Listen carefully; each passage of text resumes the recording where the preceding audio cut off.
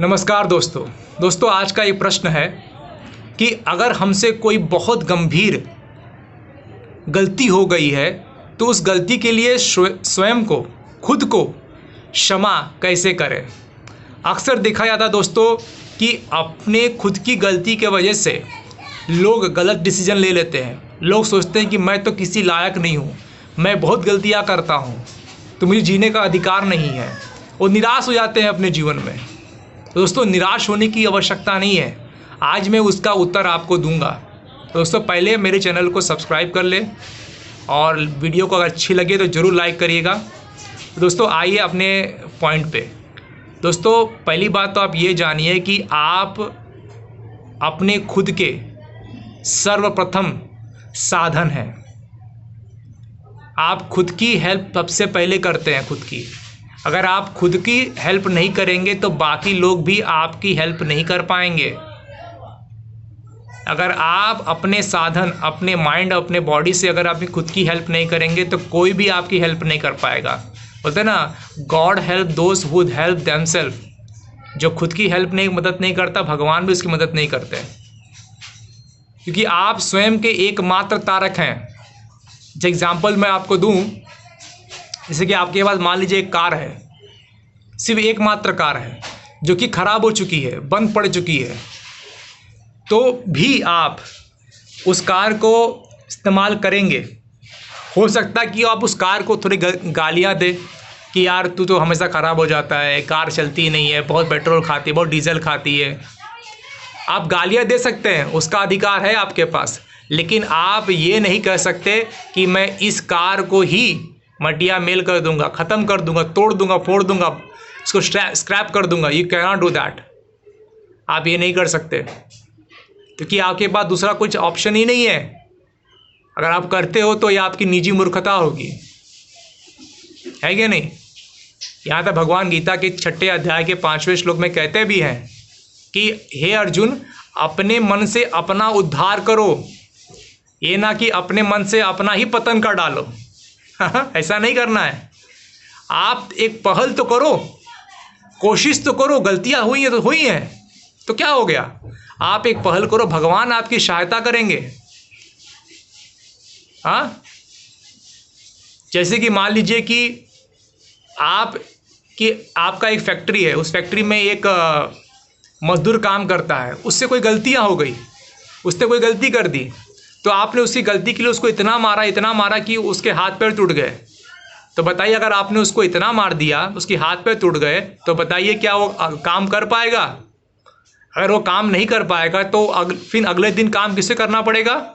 स्वयं उस मालिक जिसने मारा, जो मालिक है कंपनी का, उसको खुद आगे बैठ के काम करना पड़ेगा। तो इसीलिए हमें, अगर हमसे कोई गलतियां हो जाती हैं तो इसका मतलब नहीं कि उसके ऊपर बहुत ज़्यादा सोचना चाहिए, बहुत निराश हो जाना चाहिए। नहीं, कि अगर निराश हो जाओगे तो फिर कौन करेगा काम।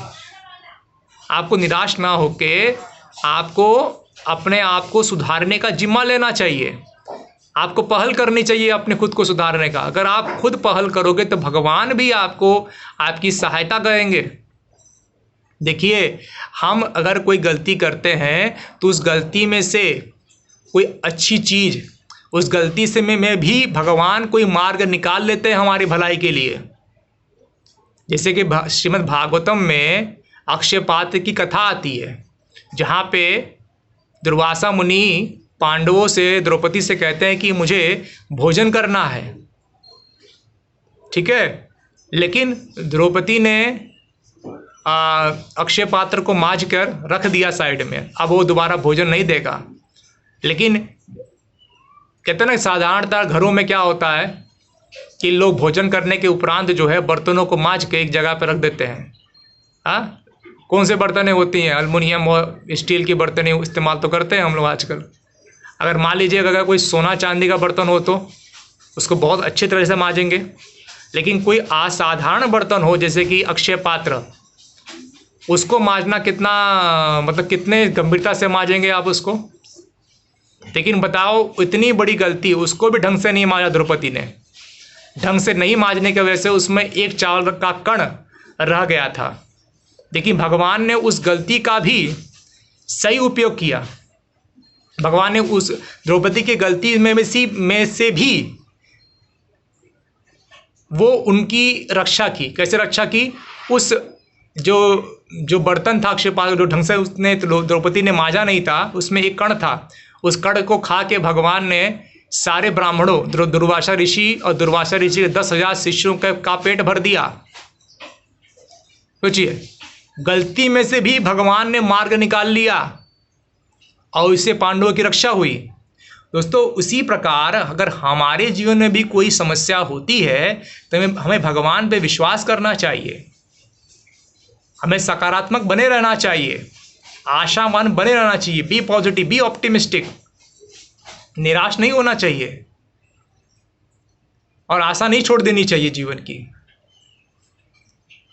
जैसे जिस प्रकार की, मान लीजिए अगर आप कोई गलत मार्ग पर चले जाते हैं, मैं एग्जांपल देता हूँ जीपीएस की, जो होता है ना मैप, जिससे कि हम कोई रास्ता ढूंढते हैं एंड्रॉयड फ़ोन पे, गूगल मैप। तो जीपीएस क्या करता है, मान लीजिए हमें कोई निश्चित स्थान पे जाना है, we have to go some particular place, then we are using a GPS. तो जीपीएस क्या करता है, हमें एक निश्चित मार्ग बताता है कि इस मार्ग से अगर आप जाएंगे तो आपको वो स्थान पे पहुंच जाएंगे इतने समय पे। लेकिन मान लीजिए अगर हम चलते चलते अगर हमने कोई गलत मार्ग अपना लिया, राइट की जगह पर लेफ्ट चले गए, तो ऐसा नहीं कि वो जीपीएस दिखाना बंद कर देगा रास्ता हमें कि आप गलत रास्ते पे जा रहे हैं, नहीं, वो हमें दूसरा मार्ग देगा, दूसरा मार्ग बताएगा कि आप इस तरह से भी उस स्थान पर पहुंच सकते हैं। दोस्तों, इसी प्रकार हमसे कोई गलती हो जाए तो इसका मतलब ये नहीं कि जीवन में ऑप्शंस बंद हो गए हैं, प्रकल्प बंद हो गए, नहीं, आपके पास बहुत सारे प्रकल्प बचे हैं। खाली ए ऑप्शन नहीं होता, बी ऑप्शन नहीं होता, सी डी नहीं होता, जेड तक ऑप्शन होता है। दोस्तों, जीवन के अंत तक ऑप्शंस होते हैं।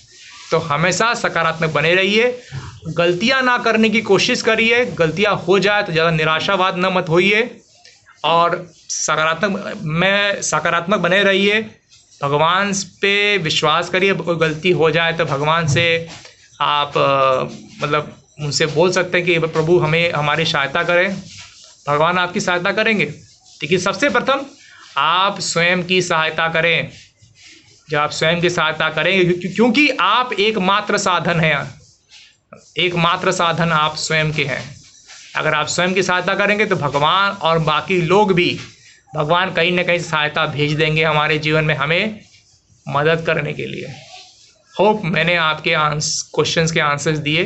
अगर आपको ये वीडियो अच्छी लगी तो कृपया मेरे चैनल को सब्सक्राइब करें, वीडियो को लाइक और शेयर ज़रूर करें। Thank you very much. Hare Krishna.